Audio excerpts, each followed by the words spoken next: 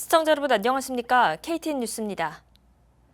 브라이언 캠프 주지사가 오늘인 26일 증오범죄 법안 HB 416에 서명했습니다.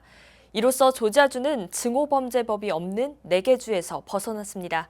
김용성 기자가 보도합니다. 26일 오후 조지아주 청사 브라이언 캠프 주지사가 증오범죄 법안 HB 416에 서명하며 법이 발효됐습니다. 이로써 조지아주는 증오범죄법이 없는 4개 주에서 벗어났습니다. HB 416은 증오범죄를 하나의 혐의로 취급하진 않지만 가해자가 피해자의 인종, 종교, 성별 등을 겨냥해서 범죄를 저질렀을 경우 가중처벌할 수 있도록 하는 내용을 포함하고 있습니다. 경범죄의 경우 징역 최대 12개월 혹은 $5,000의 벌금, 중범죄의 경우 징역 최대 2년이 추가될 수 있습니다. 또한 증오범죄가 발생할 경우 경찰이 기록해 증오범죄 다발 지역을 확인할 수 있도록 하는 내용도 포함되어 있습니다.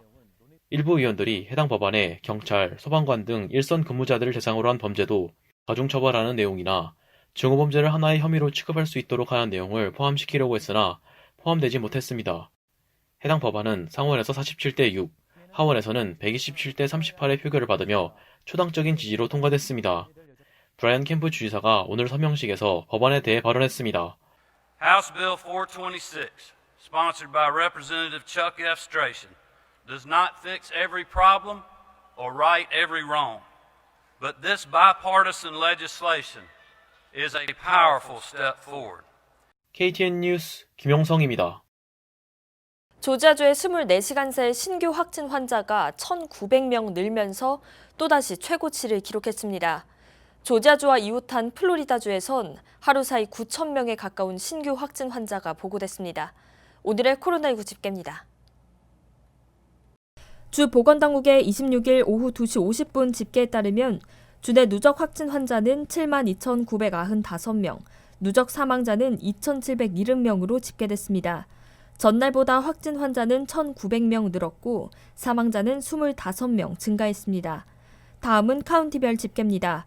귀넷 카운티의 경우 전날보다 확진 환자가 240명 증가해 7,463명, 사망자는 168명, 풀턴 카운티 확진 환자는 전날 대비 187명 증가해 6,350명, 사망자는 311명, 디켓 카운티 확진 환자는 전날 대비 64명 증가한 5,322명, 사망자 171명으로 집계됐습니다. 미국 내 누적 확진 환자는 253만 5,012명, 누적 사망자는 12만 7,169명으로 집계됐습니다. 미국의 어제 하루 신규 확진 환자 수가 4만 명이 넘어가면서 연일 최고치를 기록하고 있습니다. 어제 하루 신규 확진 환자는 4만 184명 늘었고 신규 사망자는 649명 증가했습니다. 최다 확진 5개 주는 텍사스, 캘리포니아, 플로리다, 애리조나, 조지아주입니다. 텍사스주는 어제 하루 동안 신규 확진 환자가 5,960명 늘었고 어제 하루 최다 신규 사망자 발생 지역은 캘리포니아 80명, 조지아주 47명, 플로리다 44명으로 집계됐습니다. 한편 오후 3시 36분, 오늘이 하루째 지나지 않았는데 벌써 플로리다주에선 오늘 하루 동안 8,942명의 신규 확진 환자가 보고됐습니다.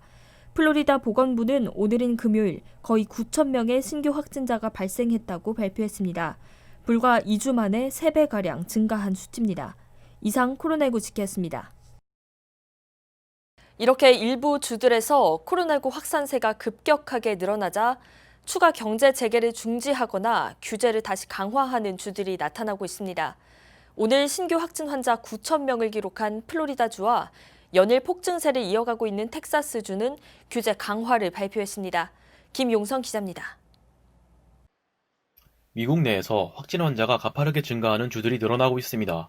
이에 따라 일부 주는 확산에 대한 우려로 추가적인 경제 재개 계획을 잠정 중지하거나 규제를 다시 강화하고 있습니다.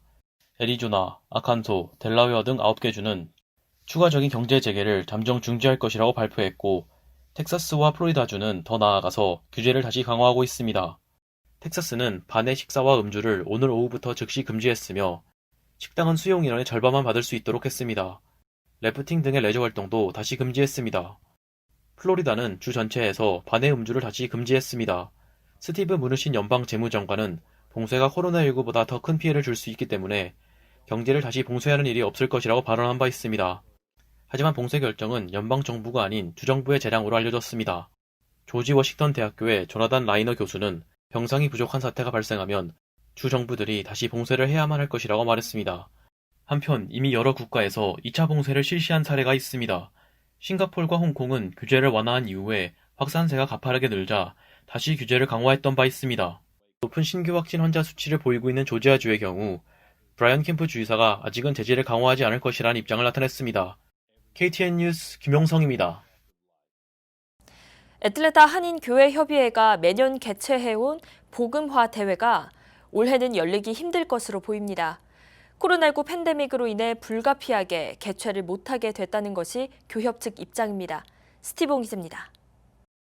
코로나19 팬데믹이 교회와 교계에도 영향을 미치고 있습니다.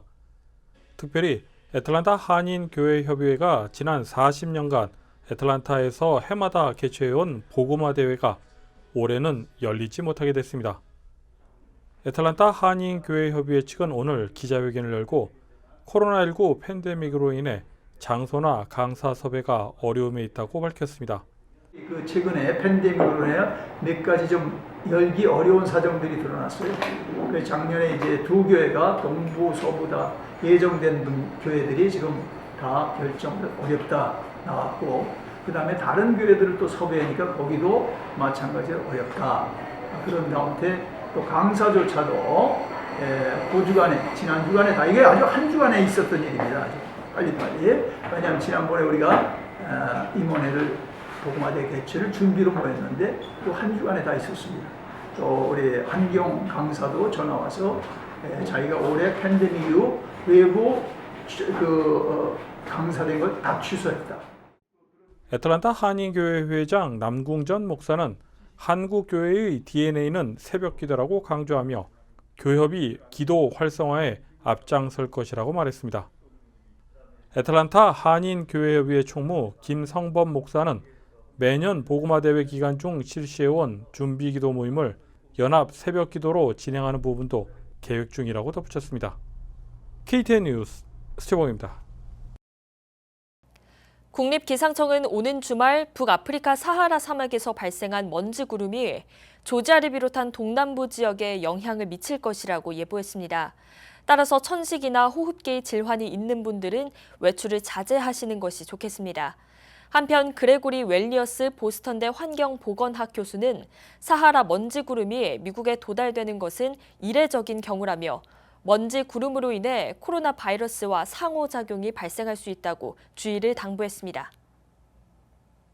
주말입니다. 한 주도 고생 많으셨습니다. 시청해주신 여러분 고맙습니다.